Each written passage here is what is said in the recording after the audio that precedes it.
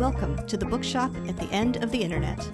This podcast is dedicated to helping book lovers discover new authors.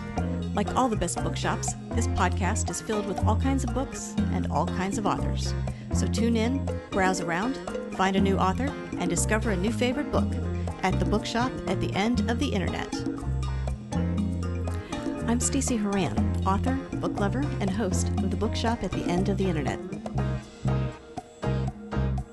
This is episode number 212.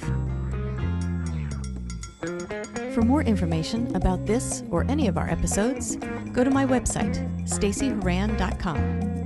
If you enjoy the podcast, leave us a review, like us on social media, and share us with your friends, family, and fellow readers.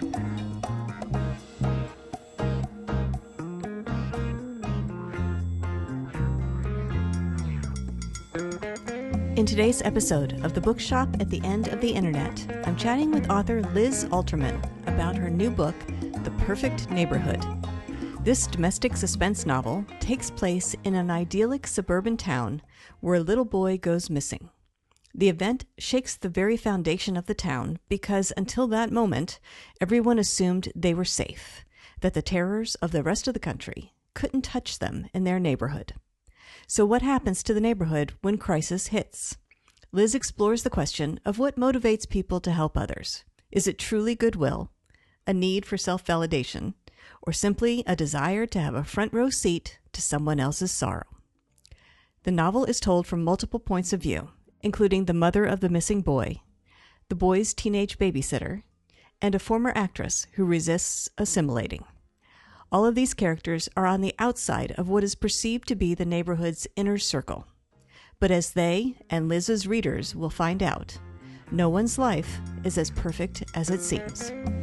In this episode, I'll chat with Liz about her writing journey, a couple of her other books, including a young adult thriller and a memoir, and why she enjoys writing in different genres, as well as a few other things coming up.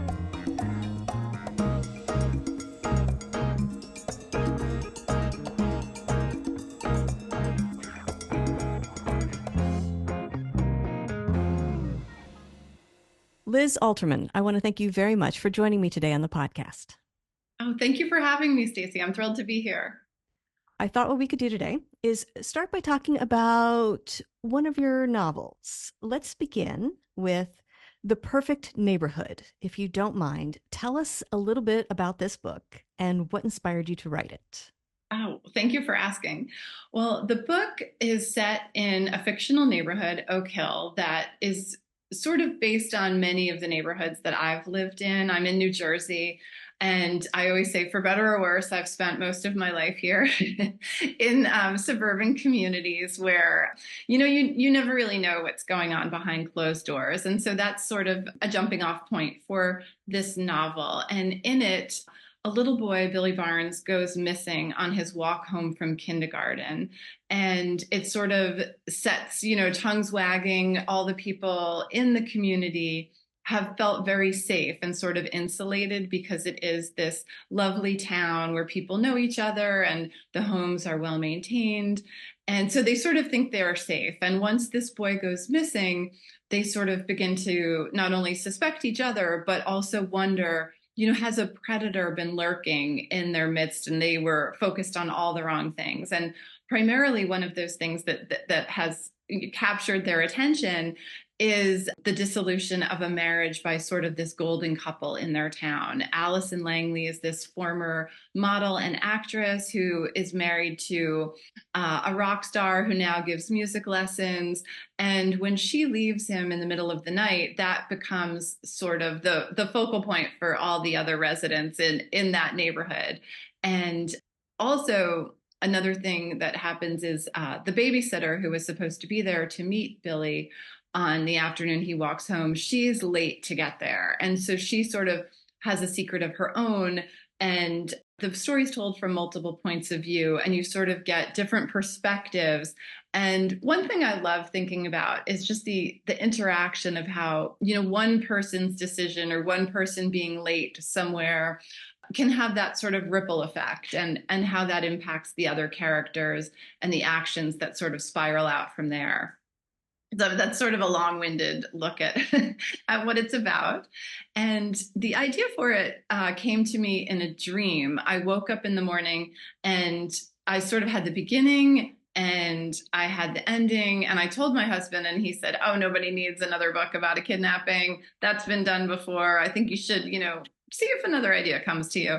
And so I waited for about 6 months. I kept trying to think of another idea to start a larger project, and nothing else was coming to me. But at the time, the characters were sort of fleshing themselves out in my mind. I could see the villain, I could see the little boy, I could see his mom, and I could see the actress and the babysitter. And so I just decided, okay, I'm going to sit down about 6 months later and just type out all my notes, all the thoughts I've had on this.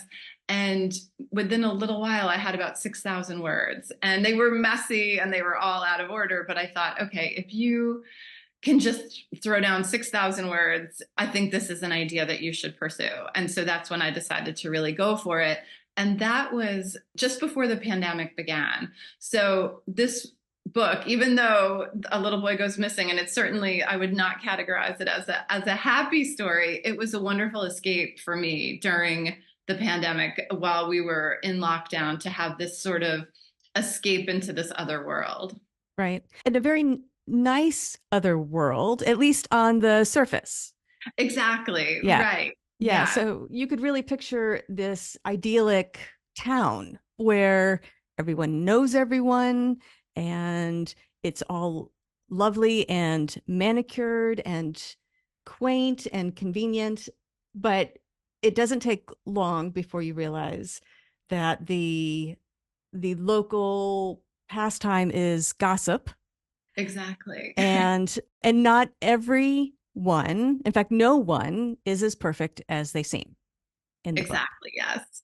So it's an interesting take on this idea of domestic suspense, where the scary thing happens to us so close to home, and all of a sudden everybody has to reevaluate, oh my gosh, what if it was me? Or what if it is me?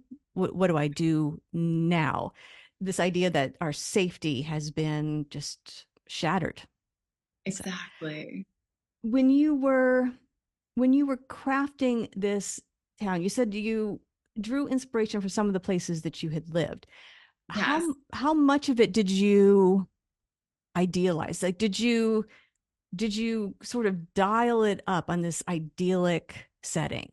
I did. As I said, I've lived in these different towns, but it's funny because people in the neighborhood I currently live in will say, "Oh, you based it on this town." And then the town where I grew up, my mom is still there. And, she's wonderful as my PR rep. She'll have her friends read it.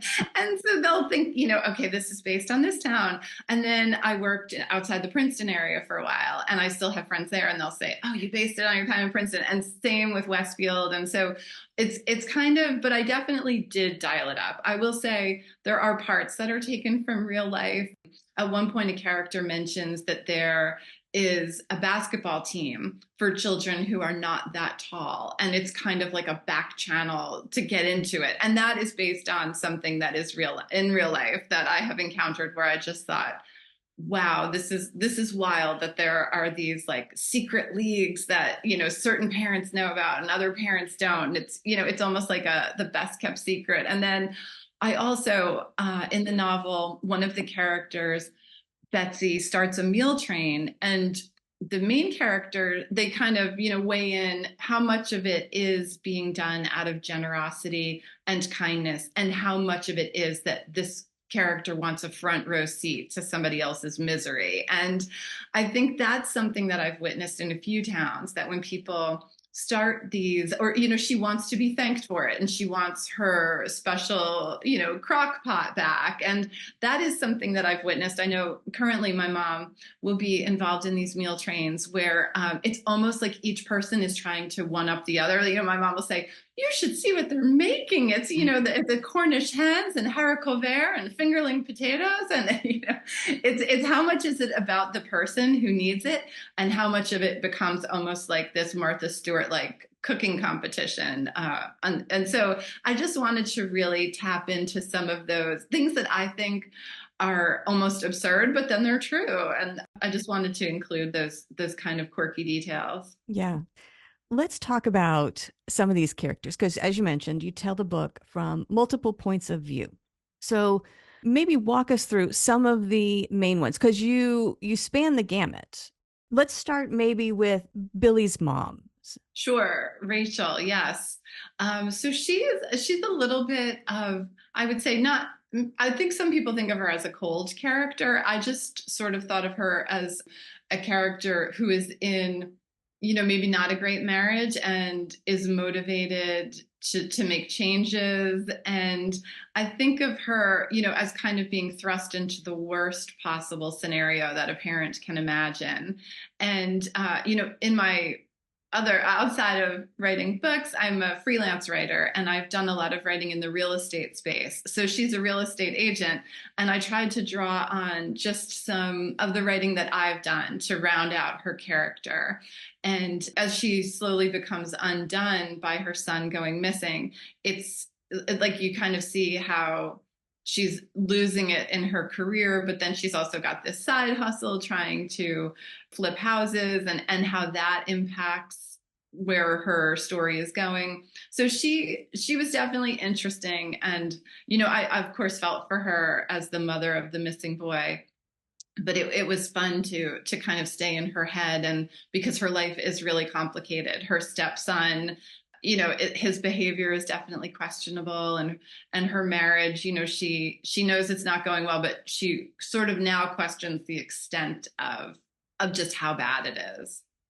As you said, she's in a situation that some of the others might not be. Her marriage is visibly not as good as Right. some of the others. Whether the others' marriages are as good or not, it's not as obvious. Right. Everyone knows. Yes. And she's in that very awkward position where people realize, they can tell, they can see that she is different from them. She's in a different position. So she is within the group and yet outside it as well. Absolutely. Right. And definitely too, this is a town where a lot of the other moms aren't working. They're there to pick up their kids on the sidewalk when school lets out, or they're organizing these, lavish play dates and strengthening their children's friendships. And again, that's another area where she feels like an outsider because she's gone back to work. Right. And another outsider is the babysitter. Yes. Empirically speaking, she has all the makings of being someone who could be on the inside. She's smart, she's attractive, people like her, she's involved in a lot of stuff, but she doesn't come from the right background. She doesn't live on the right street or in the right size house. So tell us a little bit about the babysitter.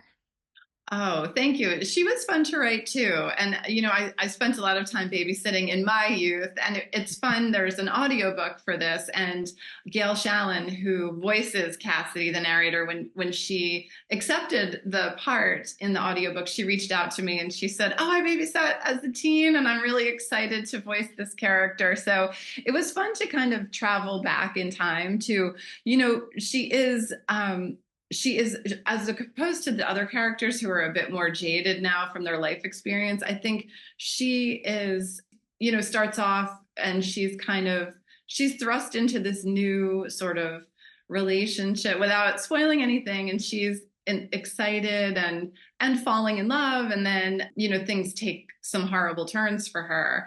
And, she's just kind of desperate and flailing, and she and her mom have been close all along, but it's almost like because she has this secret that she's carrying, she can't necessarily confide in the mom the way she's been used to, and so she leans on her best friend a lot.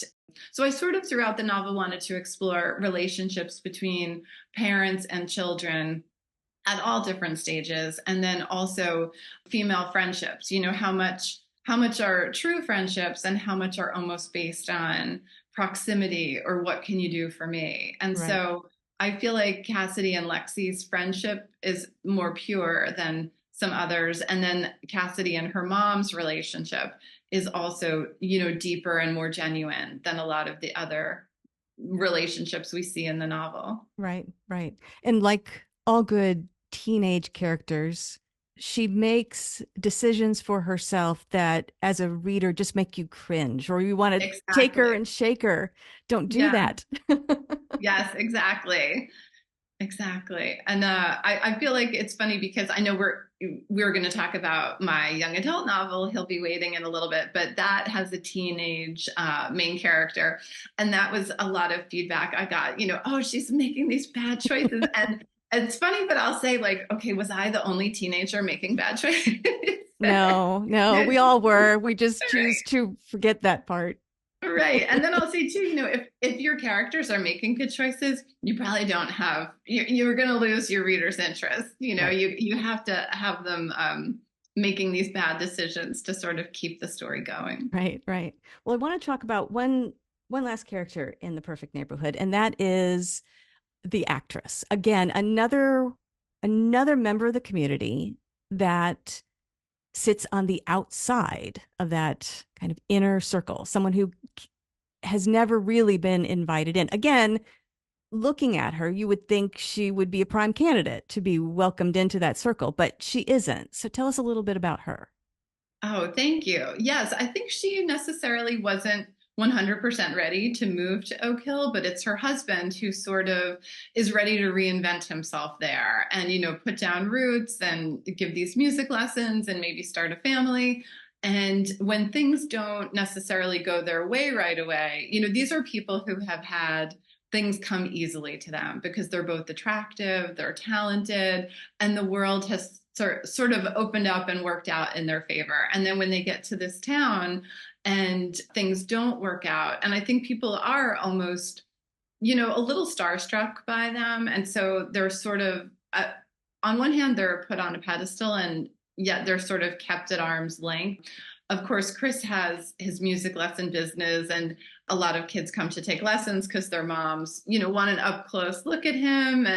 But Allison, I think, sort of feels like she never fit in. They left Brooklyn to move there. And I think she's also kind of trying to figure out, she's done some commercials, but she hasn't necessarily gotten any big roles in a while. And so when she leaves the town, I think it's because she feels like, where do I fit in? And she almost needs some time to figure that out and what her next role is really going to be.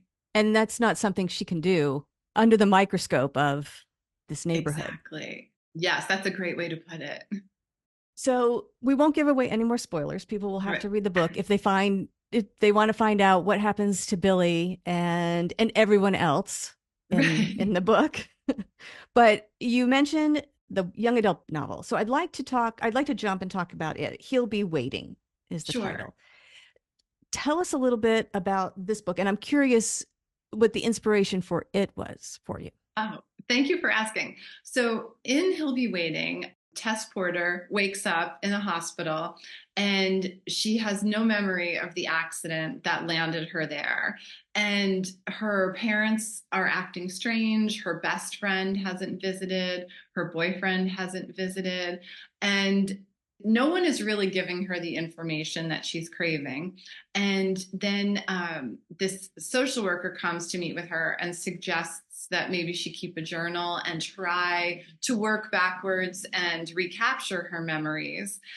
So it kind of goes from there, where she is in the present day dealing with these injuries from the accident she can't remember, and then she's also actively trying to work back and piece together this night that she had been looking forward to for months, because her boyfriend, he was her high school boyfriend, but he's graduated and gone off to college, and he was due to come home for winter break, and she had this sort of, elaborate evening kind of planned for them, and she can't quite remember how things went awry.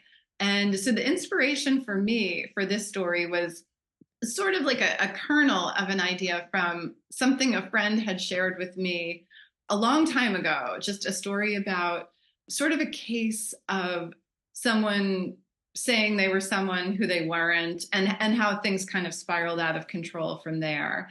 And another reason I wanted to write it is I'm a mom of three, and unfortunately, my children are very reluctant readers, which kind of kills me because as a child, the library was really my favorite place to spend time. And if they get a book or they get a series that they love, they will go like cover to cover. They won't put it down. But it's hard if they're not hooked right away or they're not into it, they immediately abandon the book, which kills me. So I said to them, okay, if I write something for your age group, will you read it and sort of make sure that these voices sound authentic? And it's funny, in the book, Tess, the main character, will text with her friend. And my oldest son was saying, Mom, these texts are way too long. Nobody texts like this. This is what it should be. So I feel like they're keeping me honest. But my middle son is a very reluctant reader. I would give him a chapter and then he would finish it and he would go, okay, do you have more? What happens next? And so they kept me going. And then around the same time after I had started it and kind of outlining it, I had applied for this writing retreat in Italy, and I was accepted. They said, if you want to come, send us 50 pages of your manuscript and a full synopsis. So the synopsis, just for any listeners who might not know, that really takes you from start to finish in the novel. You're giving away the spoilers, you're giving away the entire plot, and you're not really doing it in flowery language. It's almost told like, and this happens, and this happens, and this happens, so that somebody can see sort of the full trajectory of your book. So I thought, wow, I really want to go to Italy. I really want to have this experience. So I've got to get these 50 pages written, and I have to get this synopsis done. And so I went, and it was a wonderful experience. And probably the highlight was toward the end, I was able to meet with this editor one-on-one. And he had the synopsis and he was saying, I really like what you're doing here, but what about if you think about this ending, or think about, he was saying, because this is a young adult novel, you're going to have readers who are going to want almost, let's say, a more graceful or a more hopeful ending for your characters. And so even though he and I only spoke for about 30 minutes, I almost want to reach out to him with every other thing I write, because I felt like he was able to open my mind to new possibilities that I hadn't thought of. And so it gave me a new way to think about the ending. So I'm so grateful for that experience. And were your kids surprised by the ending? I think they enjoyed it. They were good sports about it. They they would always say, okay, do you have more? I mean, it took me, once I got back from that trip, after some feedback I got in the workshop, I started it in a different place. And it was, it was harsh. It was hard because I felt like my peers were encouraging, but the instructor was kind of like, oh no, you've got to redo this. And when I got on the plane to come home, it was funny. I was sitting beside a teenage girl, and I guess her grandmother. And I was dying to say, the girl seemed, kind of fidgety, kind of bored. And I was dying to say to her, hey, listen, will you just read these opening pages and tell me what I need, like another teen perspective. But I didn't want to come off as, I didn't want to scare her for our 9-hour flight together. So I didn't bother her. But I knew if I didn't start reworking it on that flight home, I would probably abandon the project. And I didn't want to do that. So I had a lot of fun writing it. And I think it was a good experience to meet with that editor and to think about that ending in a different vein. Yeah.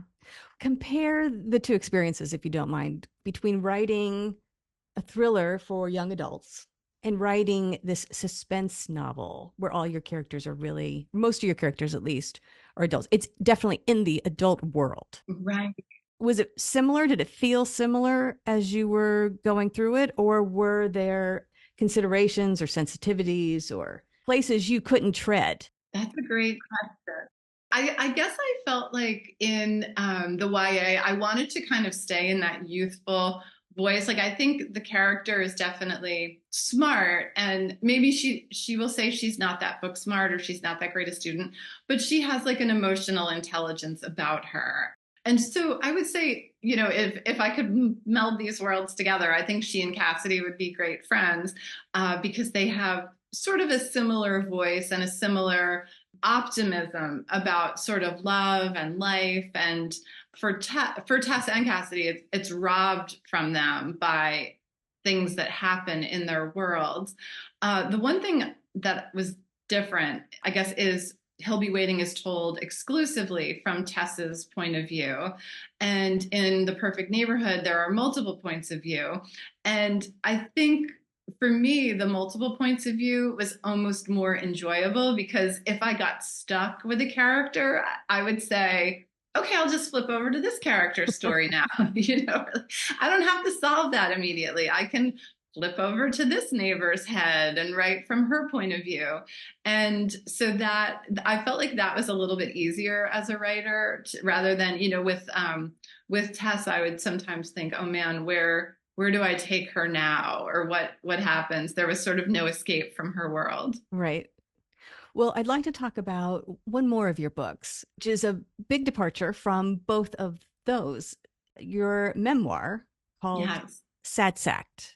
If you don't mind, Yes. tell us a little bit about this one.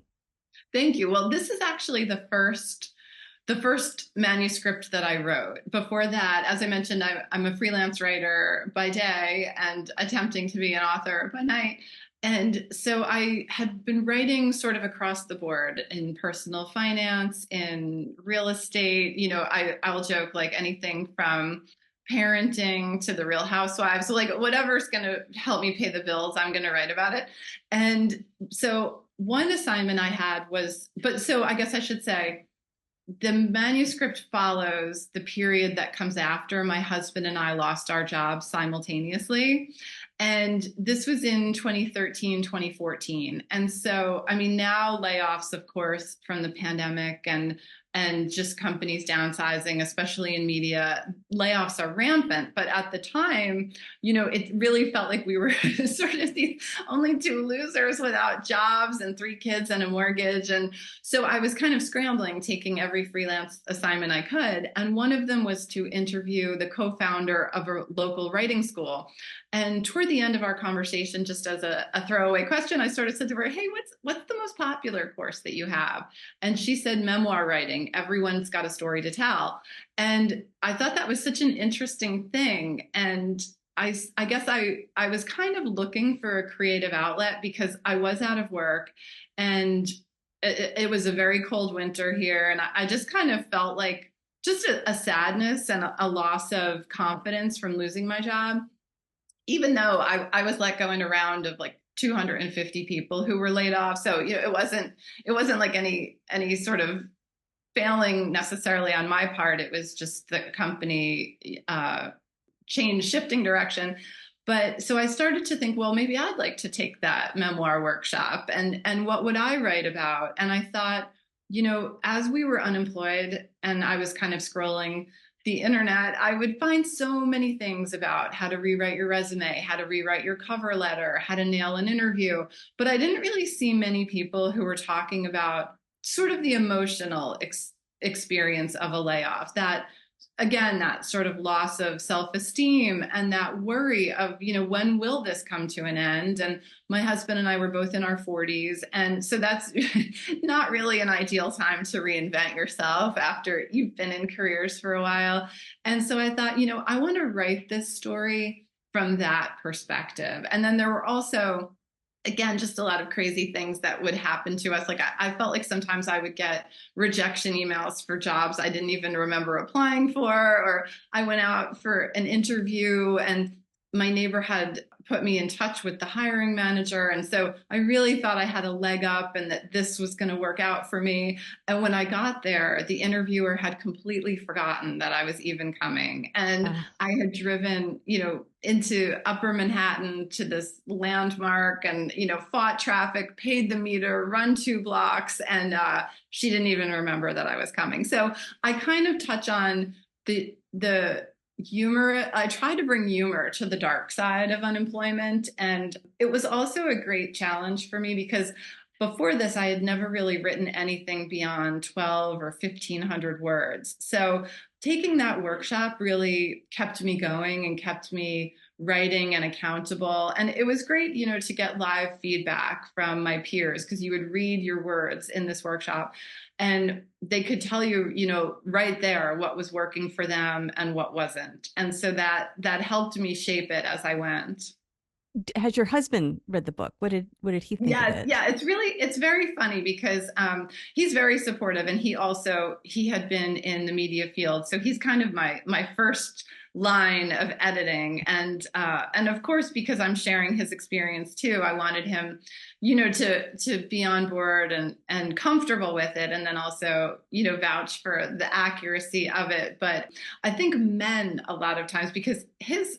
So for me, I panicked right away when I lost my job because I felt like I had known other people who were let go from our company in earlier rounds, really terrific writers who were out there struggling to find new positions.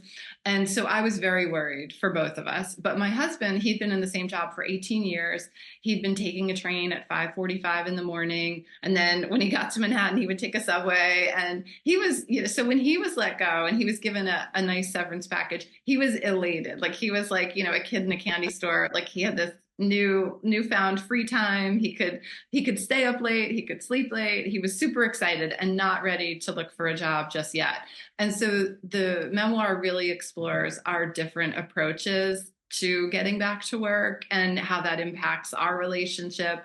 But it's funny, a lot of men are like, oh my gosh, you're so hard on him. But I think I like to think I'm also hard on myself. And I really just wanted to show how, unemployment can happen to anyone at any time, as we've seen in the past few years. But at the same time, it feels very personal. And I wanted to show how it really does impact almost every other aspect of your life. Like you really start to question your worth and when will this come to an end, and what's wrong with me, especially as those emails came in, like we've decided to go with another candidate after 4 rounds of interviews. Like it just really is soul crushing.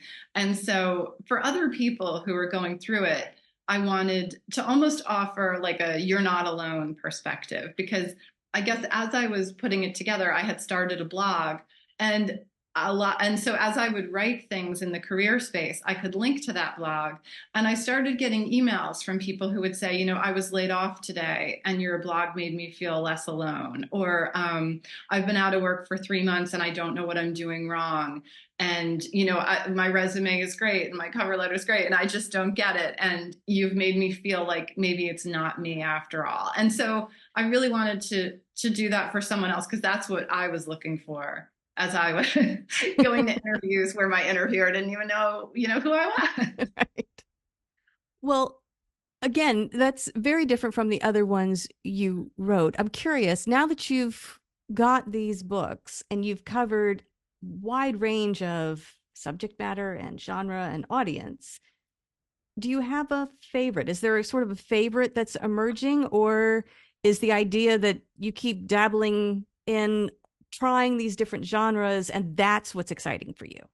I think that is what's exciting for me. I know that that's probably not popular. I know you're supposed to sort of brand yourself and stay in a lane, but I feel like if you're going to spend, 70 to 90,000 words telling a story, you have to really have a passion for it and want to tell that story, because especially even when you're done, you're going to have to revise and reread and reread again and then promote it and be excited to talk about it. So I just want to be guided by what motivates me. And I will say, after writing the memoir, I was very excited to dive into fiction, because I felt like anything can happen. It doesn't have to be tied to real life. So Right. that was fun. But I will say I have another suspense novel coming out in August called The House on Cold Creek Lane. And then I'm trying to revise another suspense novel that I feel like needs a bit of work, but I like the story and I'm committed to hopefully getting it out into the world. But I do feel like now, okay, maybe that's enough, enough suspense, enough trying to, because it becomes like a puzzle, have I planted the seeds? And when the ending as the author, I often worry, okay, am I making it too obvious or am I making it too obscure? Like you want readers to be satisfied to say, okay, that makes sense. That twist didn't come out of the blue, but then also, okay, I don't want them to say, all right, I knew the twist on page 10. So Right. I'm kind of over the puzzle of it now. It's just, Right. I almost want to give my brain a break, but I don't know what that would be. Do you have other goals at this point for other than finishing these books that are in progress? Do you have other goals as a writer, the things that you think you might want to do? Well, I do. I have this like sort of holy grail that I hold out there. I would love to place a humor piece in the New Yorker Shouts and Murmurs, and I'm getting quite a file of rejections. So I keep trying, but I do. I love to write humor, and I've been fortunate to publish on other humor sites, but I feel like that is my elusive, my white whale that every New Year's Day I say, all right, this is the year I put something in there, and not yet, but No. Well, maybe a collection of everything that you've written so far. that would be great. Yes, I could put together all the almost made it. Right. You could title it something like that, like So Close, or Right. That would be fun. Well, if people want to learn more about you and your books, things you have going on, new releases, that sort of thing, where should they go to find you and that information? Oh, thanks for asking. My website is lizalterman.com, and I try to update it frequently. I do some events in the community. This weekend, I'm going to be at I guess this will air afterwards, but so I shouldn't bring that up, but I do some query letter presentations, and I'm putting together another one on where to begin your memoir, or how to begin, or you're ready to write a memoir. Here's how to get started and how to think about that. I'm hoping that with the release of my book in August, I hope to hit some bookstores. And I'm always happy to pop into a book club. If someone lives in New Jersey, I'd love to come in person. I like to joke, I'm going to try not to eat all your cheese, but no guarantees. And then I'm also happy to pop in virtually if someone, reads a book and would like to share it with their book club. So they can reach me at lizalterman.com, and I'm also Liz Alterman on Instagram and X. And if people want to purchase a copy of The Perfect Neighborhood, He'll Be Waiting, Sad Sacked, where can they go to buy them? Oh, I guess hopefully anywhere books are sold. I try to direct people to bookshop.org, and then they can support their local bookstore. But they're also available, of course, on Amazon. Or if somebody wants a personalized copy to buy as a gift, they can reach out directly, and I'm happy to, sign it and personalize it and mail it to them. I'm trying to compete with Amazon, so I'm not going to charge any shipping. So. Free shipping and a bookmark. I'll include a bookmark if they're interested. Sold. Okay. Great. Well, Liz, I want to thank you very much for coming on the podcast, and I want to wish you luck with all of these books, as well as the new one you're releasing in August. We'll look forward to that. So congratulations on everything you've accomplished so far, and best of luck with the rest of your writing journey. Oh, thank you, Stacey. It's been such a pleasure to chat with you. Thank you for making the time for me. The Bookshop at the End of the Internet is a podcast dedicated to helping book lovers discover new authors. Like any good bookshop, this podcast features a wide variety of books by the equally varied and interesting authors who felt compelled to write them. This podcast gives you a chance to meet these wonderful writers and discover your next must-read book. Listen to the authors describe their books and tell you their stories in their own words. My interviews feature books from all genres and authors from all walks of life, including those who are indie published, as well as those published by small presses and large publishing houses. Looking for unique, not so easy to find books for yourself, a friend, or a book club? Tune into this podcast and find your newest favorite author, or maybe a soon-to-be bestseller. This podcast, like all the best bookshops, is filled with all kinds of books and all kinds of authors. Tune in, browse around, find a new author, and discover a new favorite book. You never know what treasures you might find in the Bookshop at the End of the Internet.